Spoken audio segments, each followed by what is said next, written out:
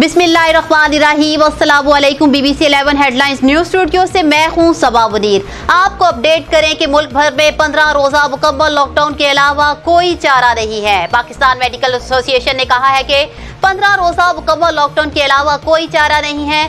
لوگ زندہ رہیں گے تو معاشی سرگرمیاں بھی بحال ہو جائیں گی۔ ان خیالات کا اظہار پی ایم اے پنجاب کے صدر پروفیسر ڈاکٹر اشرف نظامی کی صدارت میں ہونے والے ہنگامی اجلاس میں کیا گیا۔ اجلاس میں دیگر سینئر پروفیسر اور عہدیداران نے شرکت کی۔ عہدیداران کا کہنا تھا کہ 15 روزہ مکمل لاک ڈاؤن کے علاوہ کوئی چارہ نہیں ہے۔ لوگ زندہ رہیں گے تو معاشی سرگرمیاں بھی بحال ہو جائیں گی۔ کورونا خوفناک حد تک پھیل رہا ہے۔ حکومت کو بڑھتے ہوئے مریضوں اور ہلاکتوں کا ادراک نہیں۔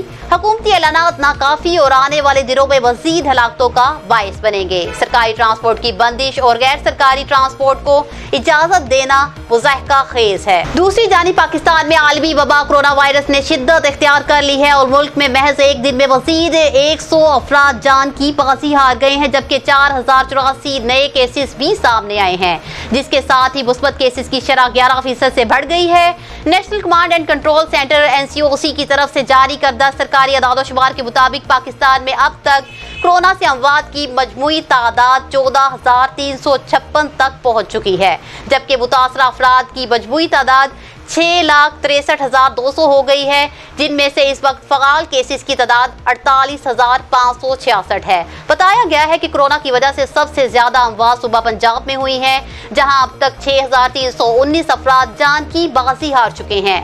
صوبہ سندھ میں 4,495، صوبہ خیبر پختونخوا میں 2,319، صوبہ بلوچستان میں 207، وفاقی دارالحکومت اسلام آباد میں 563، جبکہ گلگت بلتستان میں 103 اور آزاد کشمیر میں 350 افراد عالمی وبا سے انتقال کر چکے ہیں۔ NCOC کے مطابق اسلام آباد میں کورونا کیسز کی تعداد 57,204، خیبر پختونخوا میں 86,044، صوبہ سندھ میں 2,65,158، صوبہ پنجاب میں 2,17,694، صوبہ بلوچستان میں 19,535، آزاد کشمیر میں 12,549 اور گلگت بلتستان میں 5,016 افراد کورونا سے متاثر ہو چکے ہیں۔ نیوز اسٹوڈیو سے فی الوقت اتنا ہی۔ مزید تفصیلات اور اپڈیٹس کے لیے دیکھتے رہیے BBC 11 ہیڈ لائنز نیوز۔